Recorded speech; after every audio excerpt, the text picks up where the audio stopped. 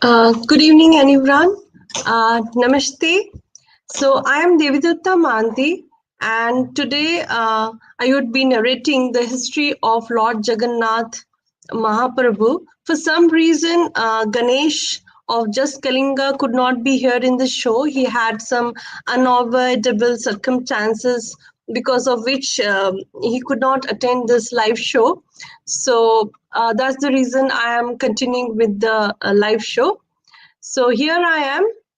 The word I'm Devidutta Mahanti, currently a blogger as well as a storyteller at various platforms.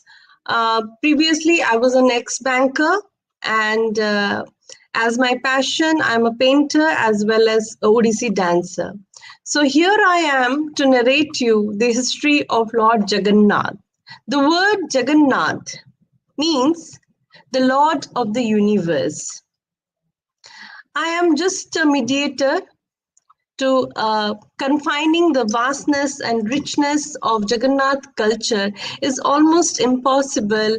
But here is an humble attempt from my side to cover his vastness, to share his origin, his journey from Nila Madhava to Daru Brahma, and how he established himself as Chaturtha Murti in the Jagannath temple, which we also famously call as Puri temple. So here I start. In this episode, I would be narrating in three parts. So the first episode of today is all about Nila Madhava. The origin of Lord Jagannath started off from that deity, you can say. So there's a saying by Krishna in Kurukshetra that Nimitta Matrang Bhava Satya Sachida. So I am just that humble mediator of narrating the vastness of the higher power, or you can say the Lord of the universe. So here I am. The Lord Jagannath wanted to establish himself in this Kali Yuga. As per Hindu mythology, there are 4 yugas: the Satya Yuga, the Treta Yuga, Dwapar Yuga, and then Kali Yuga.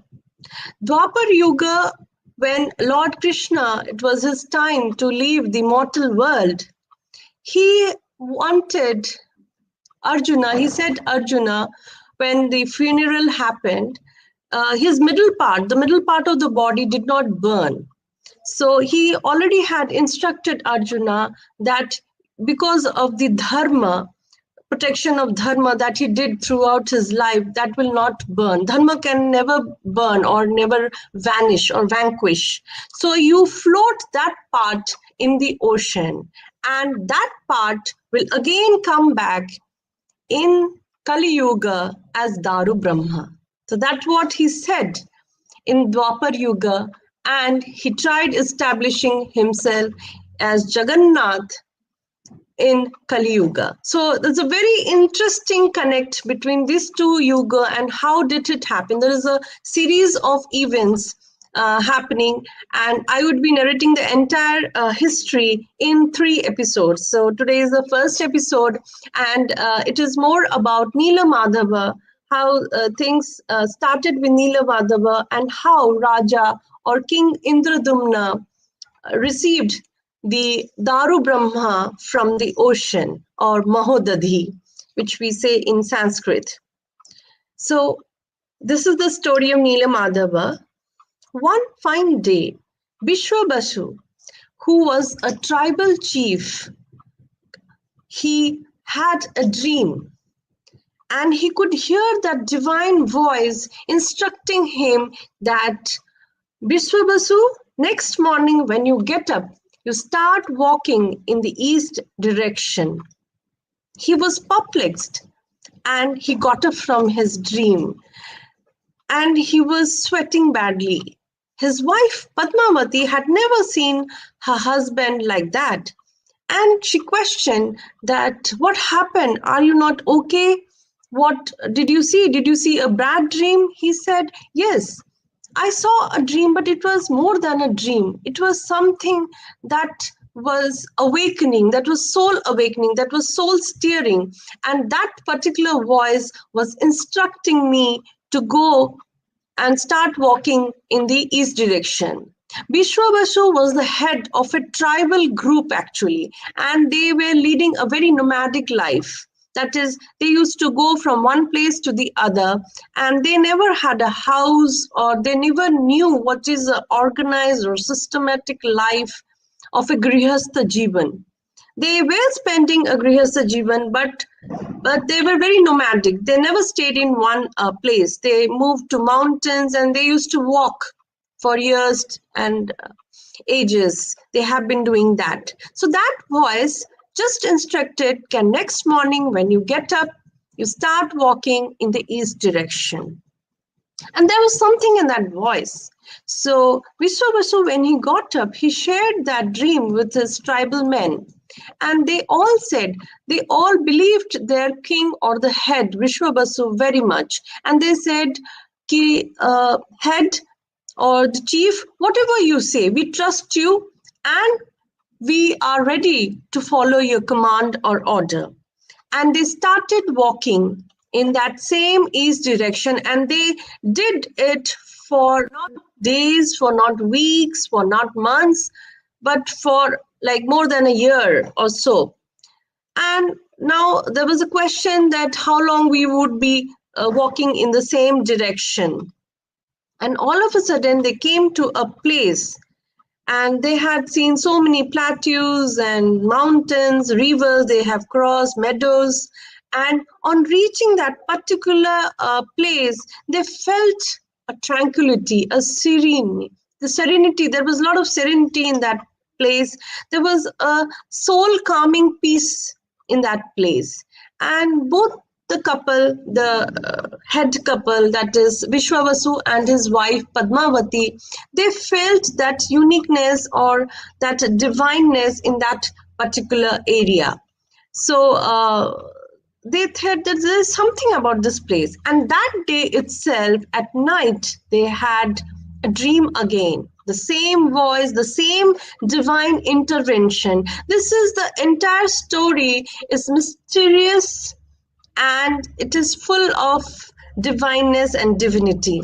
So that same divine voice, you could hear that same divine voice of almost after a year, and that divine voice said that Vishwavasu, you are now have reached that place. Now you have to settle down here, and you command your tribal men that you are going to make houses here and be a community, and slowly that community would be a kingdom, and you would be the king of that kingdom.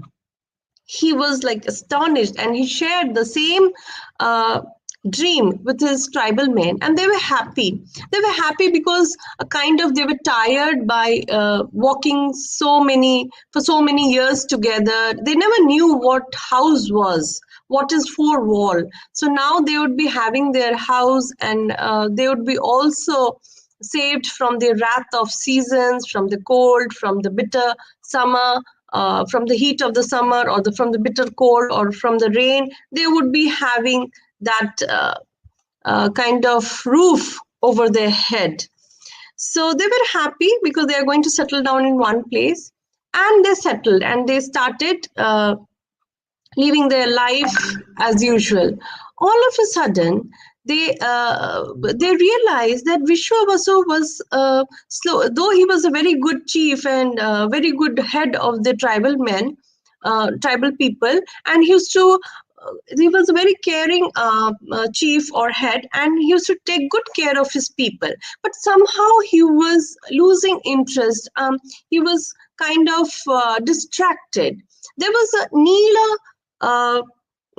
mountain, or Neela Parvata, which was also known as Blue Mountain, the other side of the river. There was a river, and the other side of the river, there was a blue mountain which was surrounded by deep, dense forest. And he used to sit on the bank of the river, and he used to watch the blue mountain day and night. There was some magnetic attraction that always attracted him, and he used to watch that mountain endlessly for hours together. And everybody found it very strange. So what happened the very next day, Vishwavasu got a very good news from his wife Padmavati. After coming, they had spent almost a few months, and he got the good news of that his wife is carrying, and she was pregnant after 10-15 years. They were not having their own child, and she had done a lot of fast, and she had asked god and goddesses for a progeny, but they never were lucky. And they were very happy as a couple, because for the first time they are going to become parents. And Vishwavasu was also thrilled that after coming, there is something in that place and they are going to be parents. So Padmavati said, this place is very lucky for us, and see, the vibes are showing, the good vibes are showing. And then they were waiting for the child to come. In the meanwhile, the attraction of Vishwavasu towards that mountain was so dense, had become so intense, that he could not stop himself, and he decided now he's going to go and see, discover what is there in that blue mountain, what is there that is attracting so much. It is as if it's calling, it's soul calling. People say as Himalayas call you. So there's something in that mountain that was calling him. So the next day, Padmavati was already pregnant, so she was a little scared, because the mountain was surrounded by dense forest, and there were a lot of wild animals, and nobody knew what is there and what is not. So everything was new for them. So she said, you take a sword and bow and arrow with you, so that in case if animals attack you, you can save yourself. And that's how she told. And Vishwavasu said, don't worry, today I am going to that mountain, and most probably by evening I will come back. That's what he said. And he went. When he reached there, there was dense forest. He had never seen such forest. They have crossed so many forests, plateaus, meadows, so many geographical uh, uh, features, but they have never seen such dense forest. And he was aghast by seeing that. He was really amazed. But then he was kind of lost where to go. And he was hungry and also thirsty. And all of a sudden, he saw a little deer. And on seeing that little deer, he thought, if I catch this deer and take it to my home, then the baby that is going to come can play with this deer, and it will be like a toy for him. And then he started running after that deer in order to catch him. That deer took him somewhere in the middle of the forest, and it was already evening, and he just vanquished the deer, vanquished, and it was evening and it was night. He was dead tired, thirsty, and hungry. He had nothing to eat the whole day, and he had not carried anything with him. So in the evening, he saw a pond, and he was already thirsty. That pond, even today, is all known as Rohini Kunda. So it was Rohini Kunda, and when he quenched that water, it was like Amrita for him. Not only his thirst was quenched, but he felt as if he got something more than that. And then he saw a cave, which was a little distant from him, but he was dead tired. He had no more energy to go and explore the place, so he just kind of slept off. After a couple of hours, 3-4 hours, in the middle of the night, or you can say in the wee hours of the day, that was around 3 a.m. to 4 a.m., he could hear the Vedic chants. The Vedic chants were so loud and so clear and so vivid that he woke up. And he was kind of perplexed and amazed. In the deep forest, who is chanting Vedic mantras right in the middle of the forest? Though he was a tribal and illiterate, he did not know about the organized civilization nothing. He knew nothing about civilization, but he had kind of sense of what mantras and hymns are, and he was amazed at what's going on, and he could hear that waves coming from the cave. He could clearly hear those hymns coming from the cave, and there was light. There was divine light. The entire area was lighted, and he was amazed and surprised, and he wanted, the curiosity took him towards that cave. That cave is known as Vyaghra Gumfa. Gumfa means cave, and Vyaghra means tiger or Singha, whatever you can say. So he went inside, and the hymns started coming more. They were more profound and more clear and vivid, and he could see the light and hear that same voice, that Vishwavasu, at last you came here, and you were the first human being to have my darshan. Till then, he was not able to see anything, and there was only brightness all around. And slowly, slowly, slowly, he could see the image of Neela Madhava. Vishwavasu was the first human being, first Manav to see Neela Madhava. Then Neela Madhava told him the entire story, that I have been waiting you for not decades but for ages, for yugas. It is believed that Neelamadhava was there in that particular mountain from Satyayuga.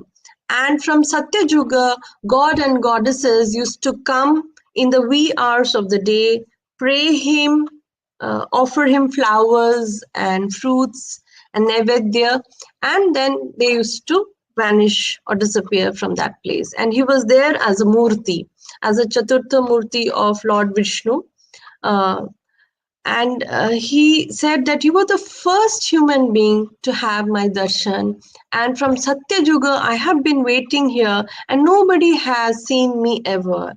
He was kind of hidden in oblivion, and Vishwavasu was amazed. He was spellbound. He said, what did you see in me that you gave me darshan? I am no monk, I am no sadhu, I have not done any penance, but I am grateful that without doing anything, you first gave me the darshan. But then he said ki Vishwavasu, you have that punya or that prarabdha for which you saw me, and in order to get my darshan, one needs pure heart, a malice-free heart, devotion, the heart that thinks good about others and nothing else. And your heart is innocent, your heart is pure, and it is full with the bliss and for the goodness of others. And that's the reason I'm giving you my darshan. And then Neela Madhava narrated him about the stories of yugas, of Dasa Avatar, everything, and he was not aware of the days that were passing on.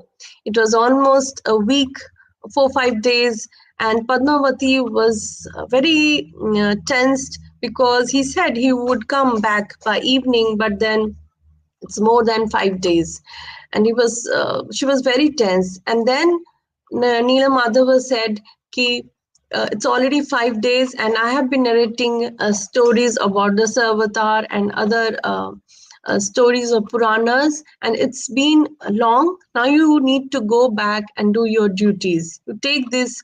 The deity will every day the god and goddess used to come and offer him a garland. So he told, you take this garland as Agya Mala and you give it to your tribal men. So from today onwards, I'll be your Istadeva. Neela Madhava would be the Istadev of that particular tribal community, and you declare yourself as the king of that particular kingdom. And he did, and he also said that you take the offerings of fruits which are being offered at my lotus feet, you take that as prasad and distribute among your men. And that's what he did. He did as he was said. And he also gave him money or that he needs to wear, so that no wild animals would be harming him while he comes and goes. And he also instructed him that you have the only authority to worship me. No one else would be knowing that where I am situated. No one else except for you, not even your daughter, not even your wife, no blood relation, nothing. Except you, nobody has the authority to worship me. You will come every day, worship me, and go. And you will not reveal this place to anyone. That was also another instruction that he followed throughout his life. And then he went back and said the entire story. Everybody was very happy and they readily accepted Nila Madhava as their Istadeva, and they also declared him as the king because he was already a very good head of the community. And after that, days passed on, and the time had come for the delivery of Padmavati, and she delivered a beautiful girl whose name was Lalita. And Lalita has got a very important role in this entire journey. So Lalita was born, but unfortunately, Padmavati had to leave this mortal world. She died. So that was a tragic part of this particular story. And people know only about Vishwavashu, Lalita, Padmavati, and Vidyapati, another character that would be coming uh, uh, little while we go ago. And but Lalita plays a very important role. But after Padmavati leaves, after delivering Sukumari, people don't know about Sukumari and Chintamani, but their love story is quite hidden from the people, and the people don't know what the kind of sacrifice they have made. Sukumari was a young girl, and she was already engaged with her childhood sweetheart Chintamani, and they were about to get married. But this unfortunate incident, everything, uh, it destroyed everything. It destroyed all her dreams of getting married and settling down. Because when Padmavati was about to die, she had given that responsibility that I am about to leave this little child in your hand. It's your duty to raise her. That's responsibility she had given, and she passed off. And Sukumari, she took it very seriously, and she thought that if I get married, I cannot be that dedicated to this child. I cannot be her mother ever. And then she sacrificed her married life, and she said, Chintamani, that I'll not marry you, and I'll marry you only on one occasion if you can get me a lotus from a mountain. It was something like strange. How can a mountain have a lotus in it? So it's a kind of like avoiding Chintamani and asking for something impossible. It was like asking, go and get stars from the sky. So they got separated, and she was busy raising Lalita. And then the other way, Chintamani went off. He left that place because he lost his sweetheart, and he was almost like a mad person, going wandering in the deep forest looking for her love. And why did she tell like this? And he was still searching for that lotus. Now, on the other side, in Avanti, there was a king. He was a very prosperous king of a very prosperous kingdom, Avanti, King Indradumna.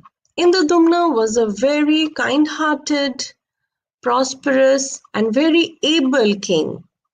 But then, though he had spiritual inclination, but somehow he had drifted towards the materialistic world more. All of a sudden, a sannyasi came to his court and said, Rajan, you would be spending your entire life like this in Bhogavilas. Won't you seek something that would enrich your soul, that would help you to attain enlightenment and free you from the cycles of birth and death? It kind of struck him, yes, why I'm wasting my time in all this. And he introduced Nila Madhava. He go and search Nila Madhava.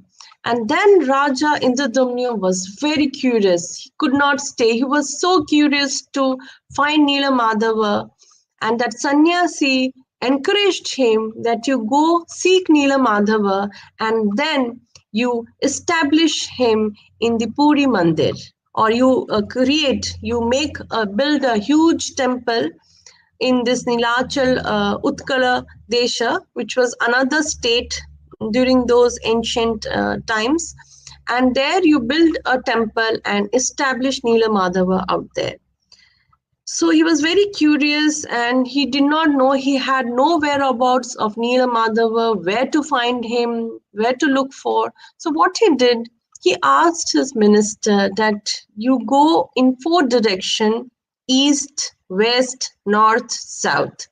So the right hand of King Indradumna was Vidyapati. He was a Brahmin, but he was very talented guy. He knew war arts. He knew martial arts. He knew martial arts. He was Shastra Vidya, and he was quite prominent and capable minister of his court. So Vidyavati went ahead towards the east. Rajaguru Bhaktivedanta moved towards the south, and in the west direction, one of the Minister of Trade and Affairs, Bhanu Pratap, he went towards that direction. So they were given 1 year time, and in that time span, they have to go and look for Nila Madhava and bring that news to the king. Everybody returned after 1 year. They did not get any clue or any hint, nothing about Nila Madhava. And Vidyavati kept on going in the east. He had also crossed several states. And all of a sudden, when he was about to go back to Avanti, he just was traveling in the same Nilachal area where Vishwabasu and his tribal men were settled. And when he was passing from there, he had also taken one of his childhood friend, who was also a minister in the court of King Indradumna. And then he saw Lalita was actually drowning in the pond. In the river, she was actually drowning while taking bath. And he had no other option, but he jumped off and saved Lalita from there.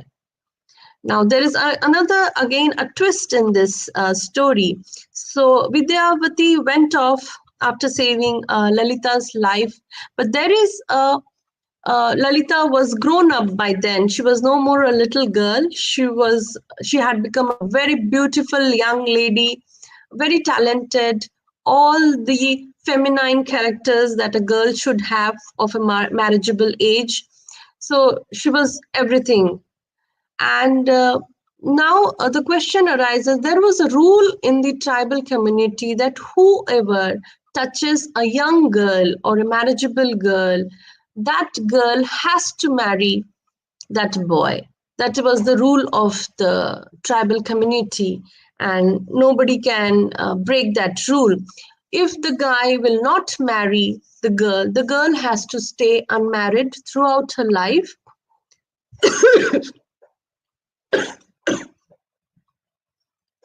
I'm sorry.